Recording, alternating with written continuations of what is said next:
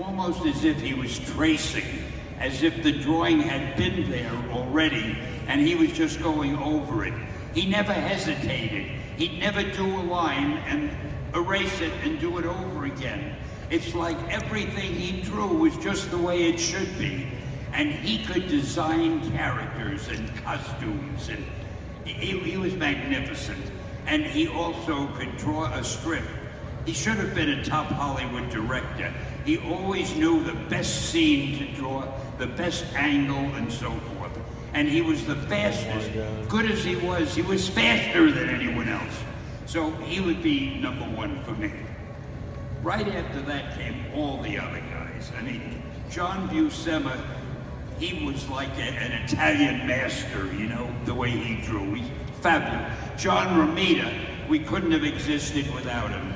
Anytime I needed help on anything, if he had to imitate a Kirby job, because Kirby was sick, he would do it, you'd think Kirby drew it. He had it, when Steve Ditko gave up Spider-Man, Romita took Spider-Man over, and for the first few issues, you wouldn't know it wasn't Ditko. He drew it just like Ditko did, until slowly he went into his own style, which is what I wanted him to do. And then there was Gil Kane, who was fast and good, a real professional. There was Gene Colan, who was a big movie buff, and he tried to draw everything as if they were scenes from movies.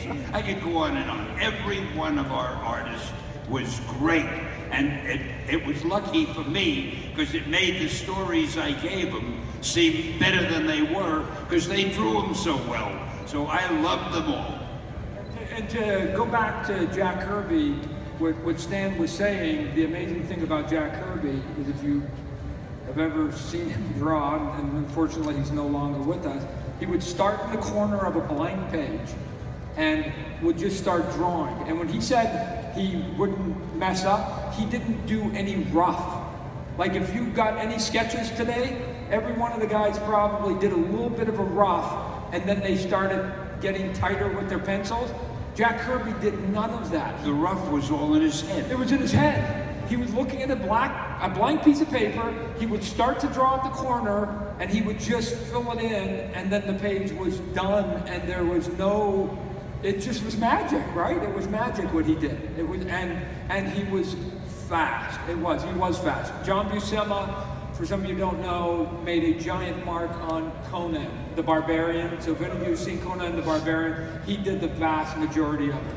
Gene Colan did a tremendous run on Iron Man, but to me, what he did on Tomb of Dracula, 70 issues of it, was the best comic book of anything that I had read visually. I thought it was spectacular. And then, who else? Gil Kane was arguably the biggest influence on me for dynamics. Gil Kane was Broadway. If you guys know Gil Kane, when somebody got hit, right? They went flying through walls, right? There was no little punches. Everything was big for Gil Kane. So it was true. At that time, DC Comics, the art was okay, but it wasn't marvelous and dynamic, you know, to go with the stories that you were telling. And I think that was one of the things you were looking for, right? I used to jump up on the desk and act things out for the artists to let them see how I wanted everything exaggerated, you know? And those were good days. Now that you mention it, I'm thinking of it. I loved working with those guys. They were terrific, and they made everything I wrote look better than it was. So bless them all. All right, so we're down to 15 minutes, so do you want to go to some questions here from the audience? Not particularly. Huh? I don't know the answer. So instead of listening to my questions, why don't we get to... Oh, if it'll shut you up for a while, yeah, let's take some. But you gotta tell me what it is. I won't hear them. That's why I'm here. All right? You're Batman, I'm Robin. Let's go, Bruce. All right? Okay, yeah.